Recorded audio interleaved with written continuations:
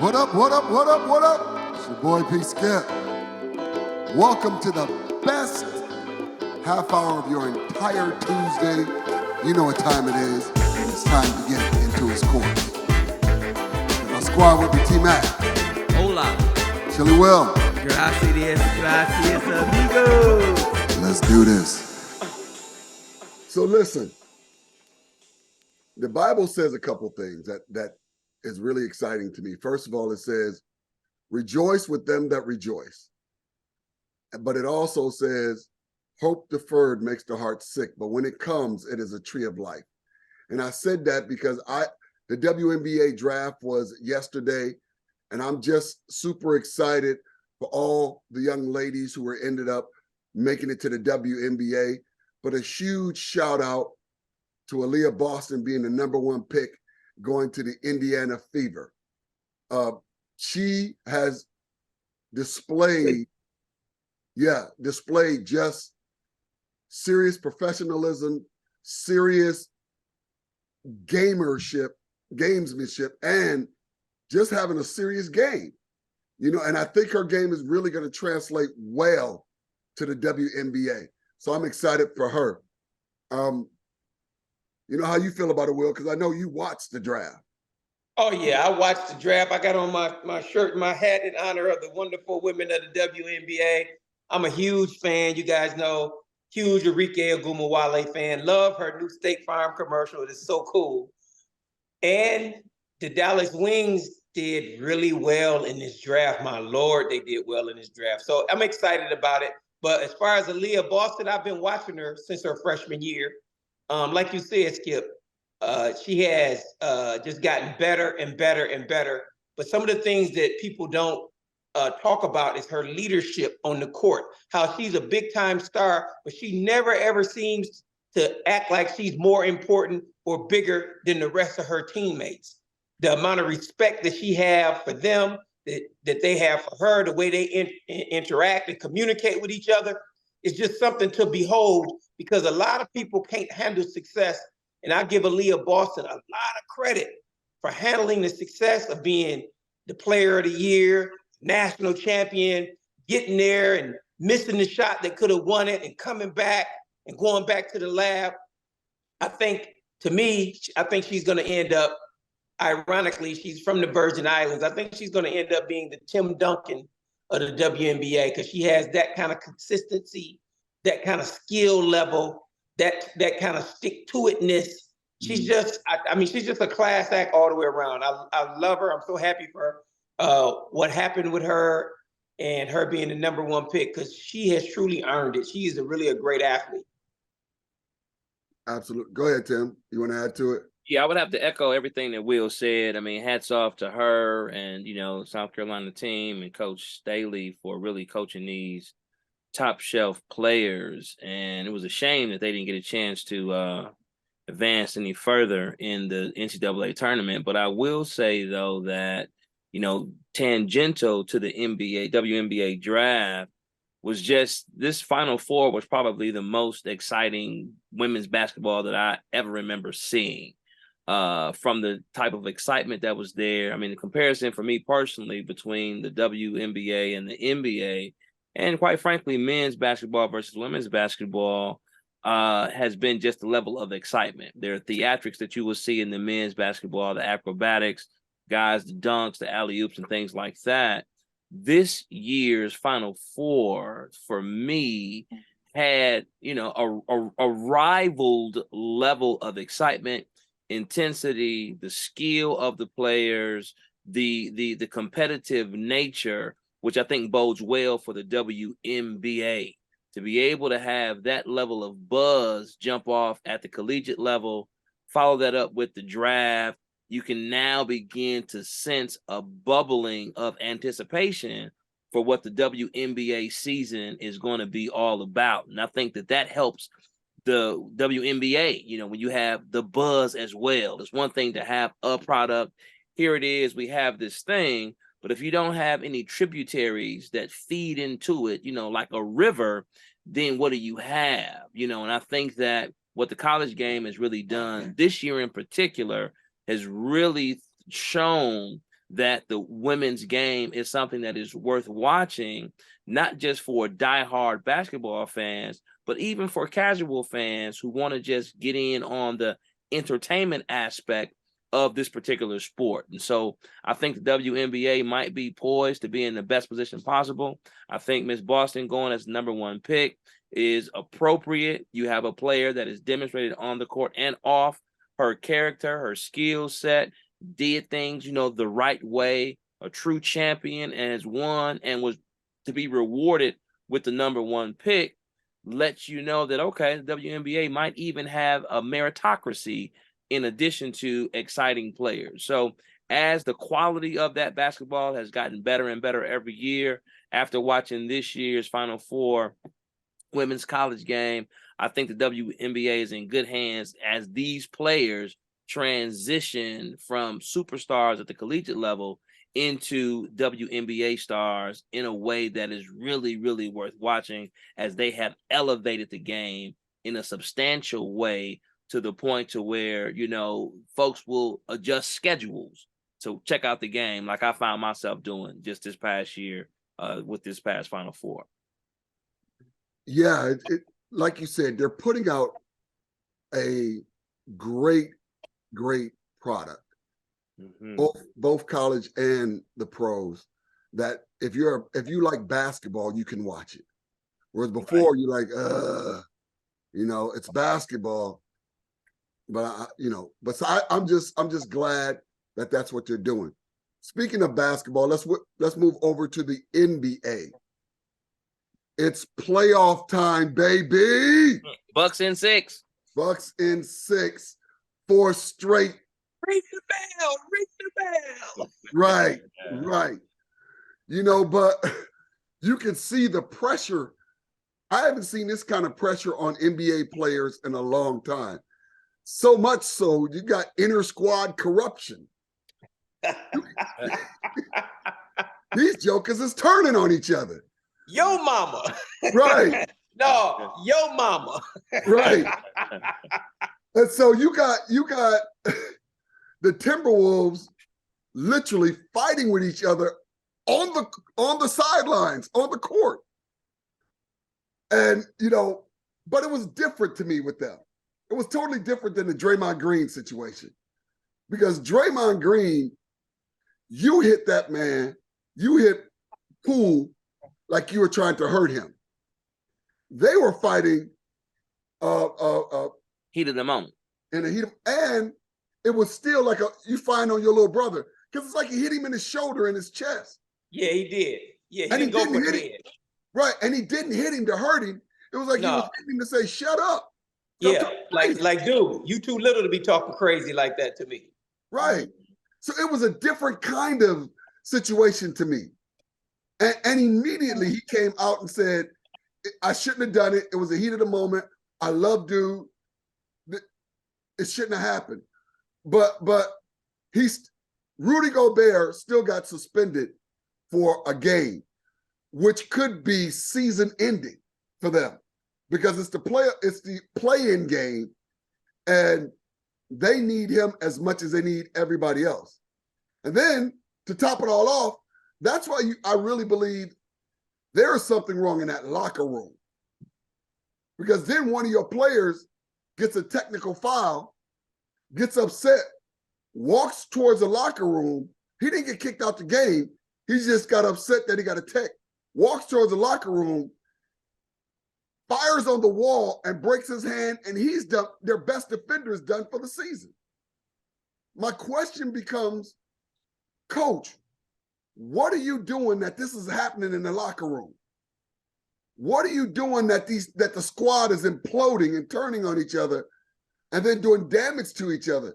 I'm looking at this and I'm going, either something's wrong with the front office or something's wrong with the coaching staff, that these players don't seem happy. So that to me is, and then you got Mason Plumlee, and who was he fighting with? Bones Highland. Yeah, Bones Highland. So then you have other teams fighting, and all of these guys, I'm looking at this, I'm going, I ain't never seen so much public fighting amongst professional athletes on a basketball court. Now you see it in football all the time. That's just what they do. You know, it's a physical sport. They fight. No big deal. You slam each other's helmets around. You slap each other on the pads.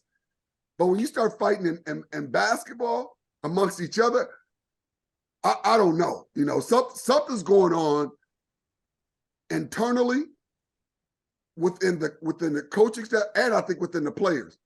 I don't know if they can't handle the pressure. I don't know. But when you start fighting each other, it's a different type of question mark than it would be if you just losing games. You know what I mean? Tim, what do you think, man?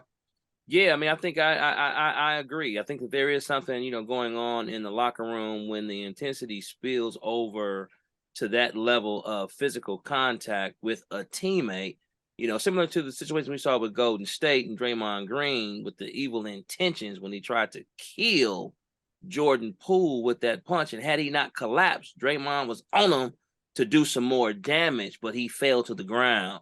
This instance, while it does not rise to that level of just egregiousness, still was out of order. There are certain lines that you just don't cross, particularly in a game against a teammate.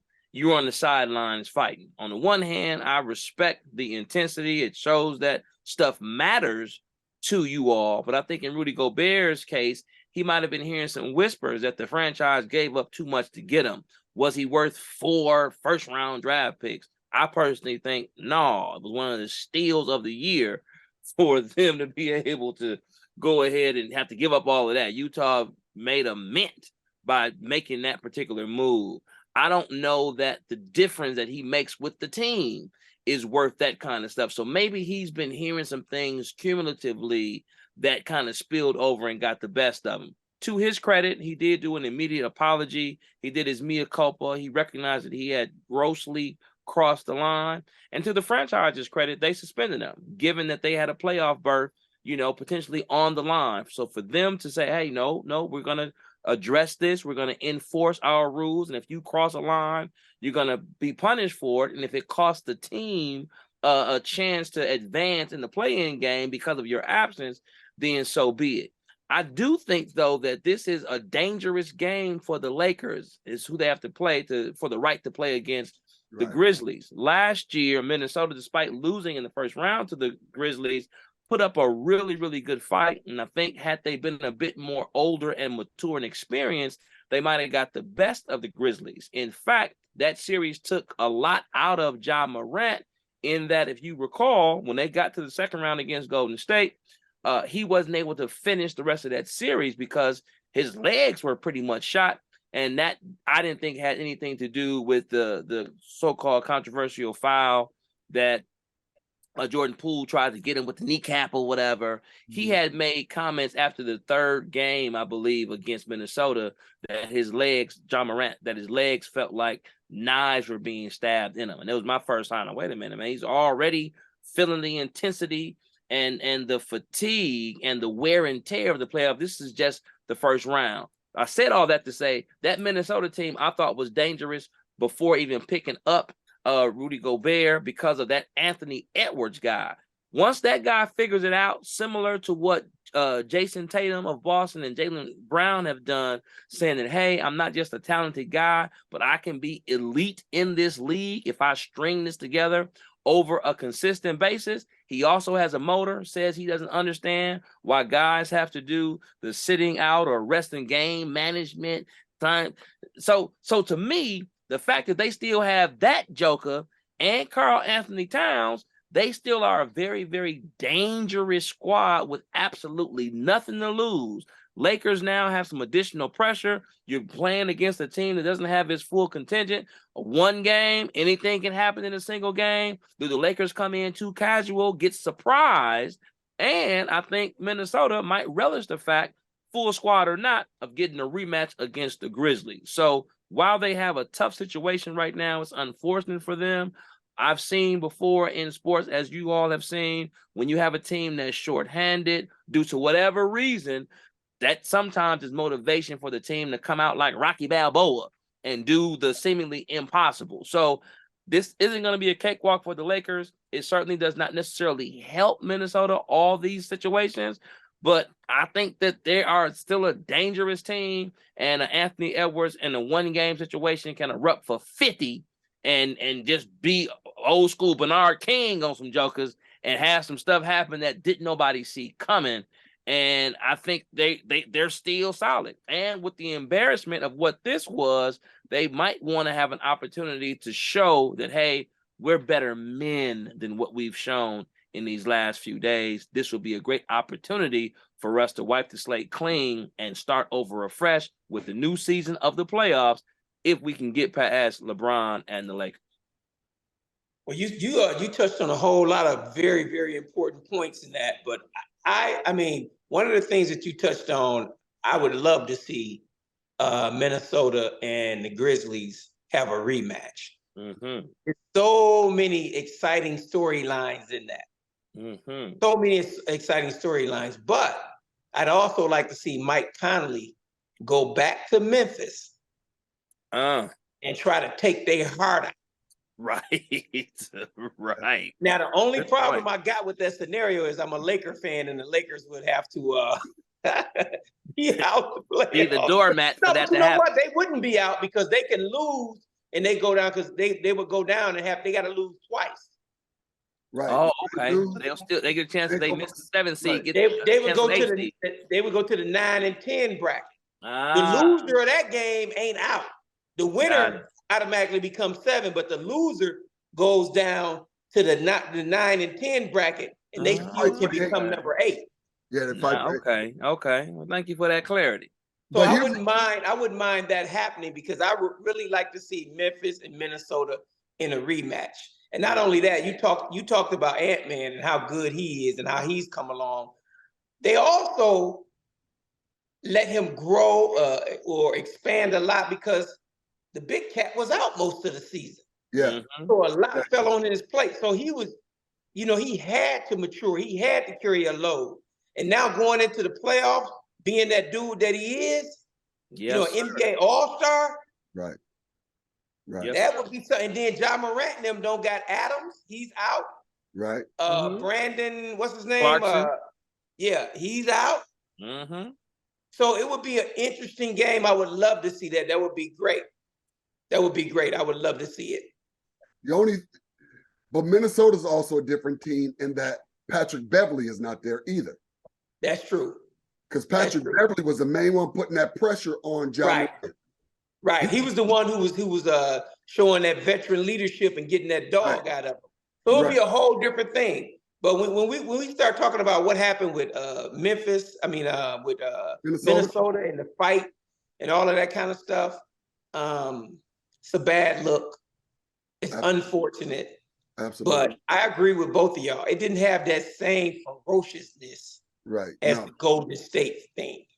Mm-hmm. It didn't have that. He just was trying to get his attention. Draymond Green was actually trying to, cancel Christmas for this young man. Right. And I think that has played a lot on the reason why they can't win on the road, because on the road, they're not a closer team, because I do believe it's two different factions on the team. It's the Draymond Green faction, and then it's the Jordan Poole faction.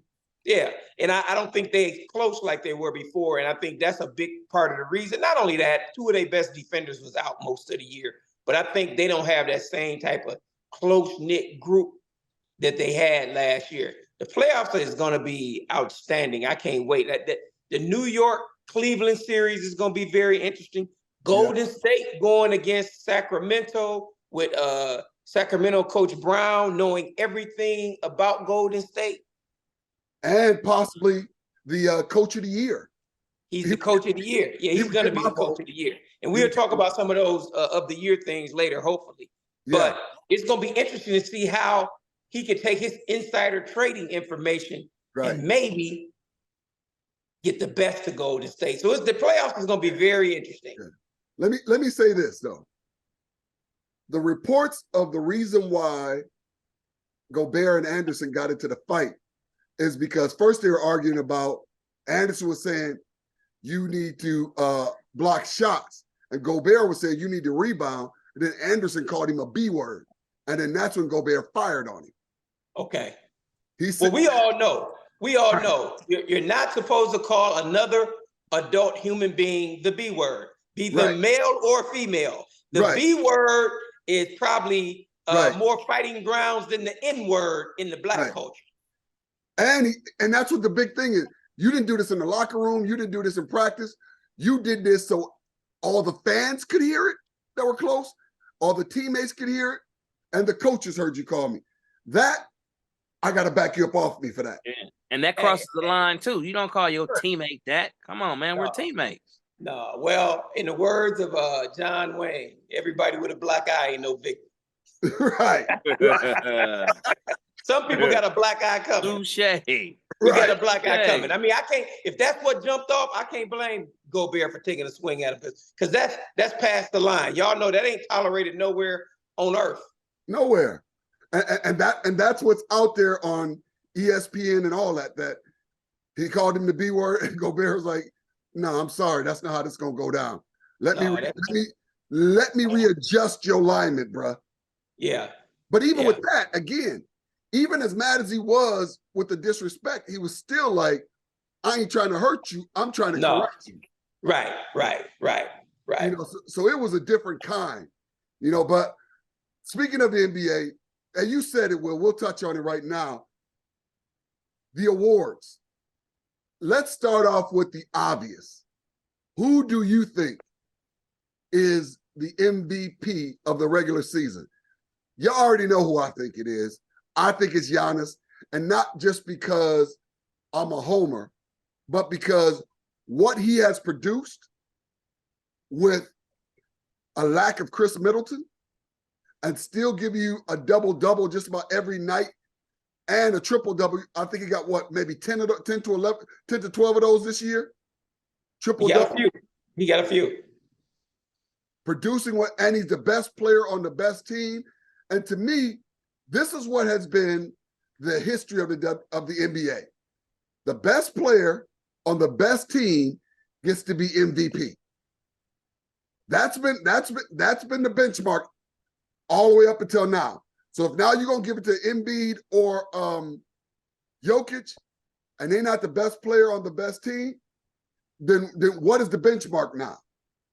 They're not even the second best team. Right.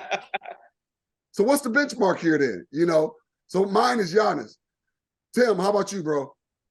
I second that motion. Yeah. Giannis all the way, man. Giannis. Well. Yeah, now same thing here. I think Giannis has earned it. He averaged one less basket a game than Embiid. Embiid team is in third place. Right. Giannis had to go at it without Robin the whole year. Right. And earlier in the year, when everybody was trying to give Tatum the MVP, they were saying just what you said, Skip, because he's the best player on the best team. And I said, okay, I can agree with that because I knew in my heart that the Bucks was going to catch them and pass them. So I thought if those are the rules, then Giannis will be the MVP. Well, like you said, the rules have changed. I think Giannis has earned it. His rebounding, his defense, two-way player, his motor, he's just earned it. He should get it. It's unfortunate that I don't think he will, but he really deserves it. I agree. Here's the other thing. I think Defensive Player of the Year should be Brook Lopez. I mean, I'm not seeing anybody who made as much of an impact on the defensive end as much as Brook Lopez. I don't know who else is on the ballot, but I know they didn't do what he did. I know they didn't do what he did this year. How about you? Well, I know they're trying to give it to John. What's his name from Memphis Grizzlies? Jefferson Johnson Jr. Jackson Jr. Jackson Jr. They're trying to give it to him, but Aaron I Jackson think, Jr. he's been a good defensive player. But I think Brook Lopez has earned it. I would like to see games played between those two. I would like to see a few other things, but I don't think he will get it. I think they want to give it to Jackson Jr., but I think Brook Lopez has straight up earned it. This has been really an all-star year for him. He should have been on the NBA All-Star team, really. Agreed. Yeah, I would have to go with Brook Lopez. I know a couple games that I've watched this year. He's just been phenomenal. And not only will he get the block on one end, he'll come down and bust a three. And he's been really, really vital. I was kind of concerned a few years back when he had the whole back surgery piece and didn't know he was coming, back to action. But he's been solid all the way through. And kudos to him also for being able to adjust his game offensively from going from a perennial all-star down low back to the basket to an outside floor spacer who also does damage on the defensive end and shows up every night. I think his presence, even when he doesn't get the block, he alters so many shots to where other offenses have to adjust how they play to him being there. And I think that if you are one that has that kind of influence, both directly and indirectly, that stands for something. And if we're on this best player on the best team, offensively, I think that's also apropos on the defensive side of the ball, because but for that defense, other teams would be free to score at will, a la how they do against the Dallas Mavericks. But that's a whole nother story. So I say the Bucks should rack up on hardware, and it will be the coup d'etat for them to get the ultimate hardware with another championship, which would be their second in 3 years, and they have a good chance to do that as well. I was listening to an interview with Brooke Lopez, and he said playing defense in the back is easier because I got two lockdown defenders in front of me in Drew Holiday and Giannis. Holiday and Giannis. So now if they get past one of them two, I'm there. But I think, I really do think the Bucks also have, it may not say it in stats, but they do have, to me, the best defensive team in the playoffs. And the rest of the league is going to see that. Last but not least, because we got to go after this, fellas, Coach of the Year. It's amazing that Bud ain't even in the conversation. No, nobody's in the conversation. Dude already walked away with it. It's the done deal. Coach Brown of the Sacramento ain't been in the playoffs since White Chocolate was on the team. Right. And Chris Webber. Now. Yeah, and Williams. And all of us knew when he took that job, all of us, a back part of our brain was like, why he taking that job? Yeah, I agree. And they a 3 seed? Yeah. Yes, sir. Yeah. He definitely started from the bottom, now he's here. Yeah. That's a fact. There's no argument. We agree on all of them. Yeah. And I go one step further. I know we got to get out of here, but I would give Bobby Portis some votes for 6th man of the year. Yeah, I agree. I agree for what he's been able to produce and how much of an impact he's been every time he gets on the floor. Yes. I agree with you. I don't know who GM of the year is. I really don't. Well, we know this much. It ain't anybody from Dallas. No. For what they gave to get nothing back for it. But that's another show for another time. Tell you what, another great show, y'all. Meet us right here every Tuesday night from 7 to 7:30 for the number one faith-based sports talk show in the entire world. Into his courts. Until next week, have an amazing week.